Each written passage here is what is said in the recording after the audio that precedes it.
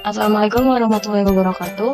Pada Ibu Titik Dewi Sartika SSIMT, perkenalkan nama saya Rika Pangestu dari Prodi Pariwisata semester 3. Di sini saya ingin membacakan materi yang sudah saya rangkum dari pertemuan pertama hingga pertemuan ke-7 mata kuliah manajemen SDM.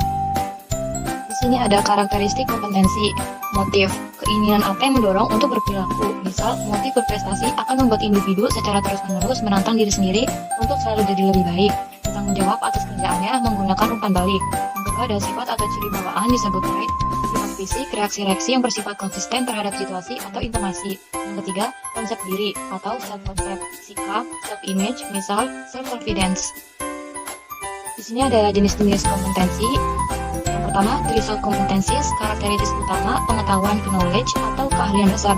Misal, untuk tenaga penjual adalah pengetahuan tentang produk. Kedua, differentiating competencies, faktor-faktor yang membedakan yang berkinerja tinggi dan rendah. Misal, yang memiliki orientasi motivasi biasanya memperhatikan penetapan sasaran yang melebihi apa yang ditetapkan oleh perusahaan atau organisasi. Selanjutnya, di sini ada 6 kompetensi kinerja tinggi. Yang pertama, kompetensi melayani. Yang kedua, kompetensi memimpin. Yang ketiga, kompetensi berprestasi dan tindakan. Yang keempat, mengelola. Kelima, kompetensi berpikir. Dan yang terakhir, keenam, kompetensi kepribadian yang efektif. Selanjutnya, kompetensi MC Lilian and Dalili mengembangkan behavioral event interview atau singkatan BEI menurut karakter SDM dalam melakukan pekerjaan. Kedua, ada teknik BEI membuat setiap individu berpikir tentang keadaan yang berkaitan dengan pekerjaan sehingga memberikan hasil baik atau buruk.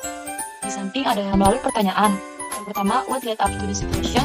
Kedua, who was involved? Tiga, what did you think about feel want to happen in the situation? Keempat, what did you do? Kelima, what was the outcome? Selanjutnya di sini ada kompetensi berprestasi dan tindakan atau achievement and action. Kompetensi ini didasarkan kepada A. Achievement orientation atau disingkat dengan ACH, berkompetisi melampaui standar dan bekerja dengan baik. Inisiatif tinggi. B. Concern for order, quality and accuracy atau singkatnya CO, mereduksi ketidakpastian lingkungan, memonitor dan mengecek pekerjaan dan informasi. C.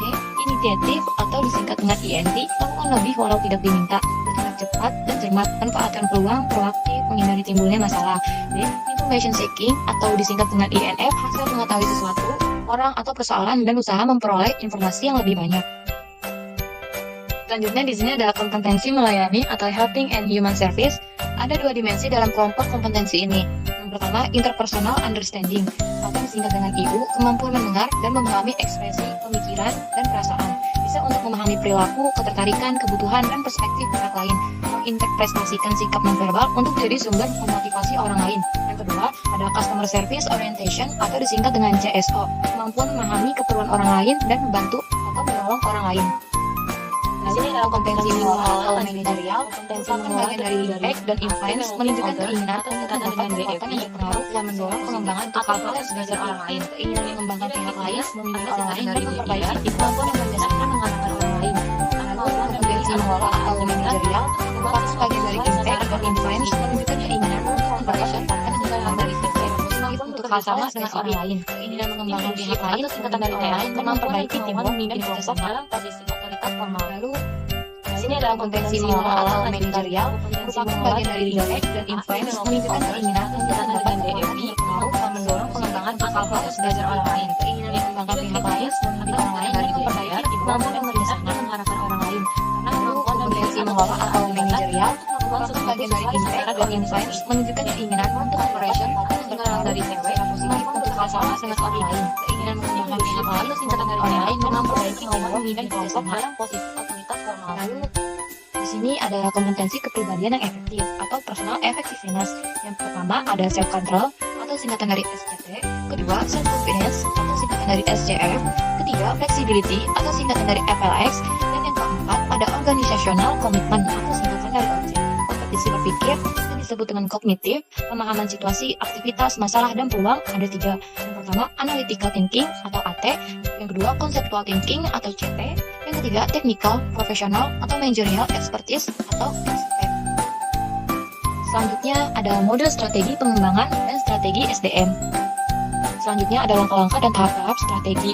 Tujuannya yang pertama, 1. Memelihara kompetensi, 2. Meningkatkan kompetensi, dan caranya meningkatkan pengetahuan, keterampilan, dan kemampuan pengembangan karir. Dorongan perubahannya disebabkan oleh manusia, teknologi, pekerjaan, dan organisasi. Kenapa memberikan kontribusi yang optimal bagi perusahaan? Berikut ada beberapa model strategi pengembangan SDM. Yang pertama, model manajemen multibudaya. Kedua, model learning organization. Ketiga, model benchmarking. Dan keempat, model Gemba Kaizen. Selanjutnya, apa itu model learning organization? Menurut Peter Senge, ada 5 disiplin. Yang pertama ada personal mastery, yang kedua mental model, yang ketiga shared vision, keempat team learning, dan yang terakhir kelima system thinking. Selanjutnya ada penjelasan tentang siklus. Yang pertama, keahlian dan kemampuan seseorang merupakan hasil proses belajar, integrasi dari aspirasi, perenungan dan perbincangan. Konseptualisasi ini menimbulkan perubahan dalam sikap dan keyakinan. Dengan sikap dan keyakinan yang baru, seseorang dapat meletakkan dirinya dalam kebersamaan dan memecahkan masalah secara bersama-sama, berpikir sistem, dan menghasilkan solusi yang objektif. Dan yang terakhir, ada situasi dan lingkungan yang terus berubah. Manusia dalam organisasi terus berproses dan berkembang sehingga akan mampu memberikan layanan yang baik dalam organisasi publik dan mampu bersaing dalam dunia bisnis. Selanjutnya, kinerja organisasi pembelajaran. Yang pertama, proses organisasi pembelajaran mengikuti model sistem, seperti sistem input, proses, dan output. Yang kedua, subsistem. Subsistem bekerja terintegrasi menghasilkan kinerja hasil proses pembelajaran. Dan yang terakhir, mencakup semua aspek 5 disiplin. Keluarannya adalah perbaikan kualitas SDM atau disebut dengan state of mind yang bisa menghadapi berbagai tantangan. Selanjutnya di sini ada model benchmarking. Tujuan utama benchmarking untuk menemukan kunci rahasia sukses, mengadaptasi, memperbaiki, dan menerapkan pada organisasi. Benchmarking bersifat legal, terikat dalam etika. Benchmarking diatur International Benchmarking Clearinghouse atau singkatan dari IBC. Perlu persiapan fisik dan mental karena proses panjang dan berat agar produk yang dihasilkan memiliki keunggulan kompetitif. Selanjutnya adalah model Gemba Kaizen. Model dari teori Z diterapkan dan berhasil di Jepang dan menyebar luas ke negara lain. Dianggap sebagai konsep manajemen SDM yang Gemba berarti tempat yang sebenarnya, tempat di mana kejadian terjadi atau di mana produk atau jasa dibuat. Oleh karena itu, Gemba terdapat di mana-mana. Dan yang terakhir, Kaizen diartikan dengan penyempurnaan, perbaikan berkesinambungan, melibatkan semua orang, baik manajer atau pimpinan dan karyawan dengan biaya tidak seberapa. Filosofi Kaizen mengatakan bahwa cara hidup kita harus berfokus pada perbaikan terus-menerus, kecil dan bertahap dan berguna. Selanjutnya, di sini ada analisis dan desain jabatan. Menurut Edwin Filippo dan Daleo Deb, analisis jabatan merupakan prosedur untuk menemukan, mencatat, mempelajari, dan mengumpulkan informasi secara sistematis, terutama yang berhubungan dengan operasional atau pelaksanaan tugas dan tanggung jawab dari suatu jabatan tertentu. Apa itu job description? Job description is a list of a job's duties, responsibilities, reporting relationships, working conditions, and supervisory responsibilities were product of a job analysis. Di samping ada job desk, kegiatan terdiri dari daftar pekerjaan, tugas-tugas, hubungan pelaporan, kondisi pekerjaan, dan tanggung jawab. Selanjutnya ada langkah-langkah analisis jabatan seperti why, where, when, who, and how. Yang pertama ada persiapkan tim yang akan menganalisis. Kedua, mengidentifikasi apa yang perlu atau tidak perlu dilakukan. Yang ketiga, mempersiapkan metode pengumpulan data. Dan yang terakhir, mempersiapkan jadwal pelaksanaan. Di sini ada metode kualitatif ada dua. Pertama, job ranking. Menilai satu jabatan secara keseluruhan dibandingkan terhadap setiap jabatan yang lain dalam satu perusahaan. Lalu, didapat urutan peringkat dari jabatan paling ringan sampai dengan jabatan paling berat. Selanjutnya, mengurangi jabatan yang berat dan menambah jabatan yang ringan hingga terjadi kesesuaian jabatan dengan beban kerjanya. Yang kedua, ada job grading.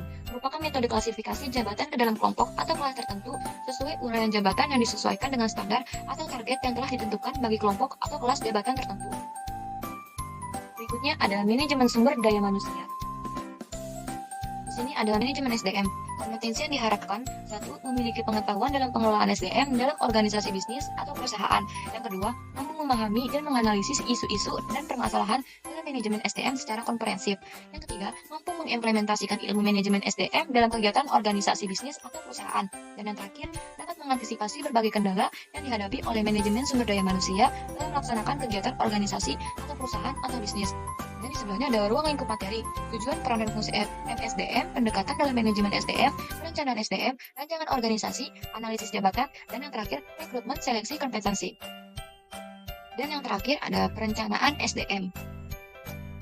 Menurut Scholar 1987, proses perencanaan SDM meliputi yang pertama, gathering, analyzing, and forecasting supply and demand data. Meliputi mengumpulkan, menginvestigasi, menganalisis, dan memprediksi kebutuhan data untuk menetapkan supply and demand. Bisa dari data internal atau eksternal masa lalu, pengamatan masa kini, dan prediksi kebutuhan masa depan. Yang kedua, establishing human resource objective and policies. Penetapan kebijakan SDM, merancang kebutuhan jumlah dan kualifikasi pegawai yang handal atau kompeten untuk mendukung tercapainya sasaran korporat.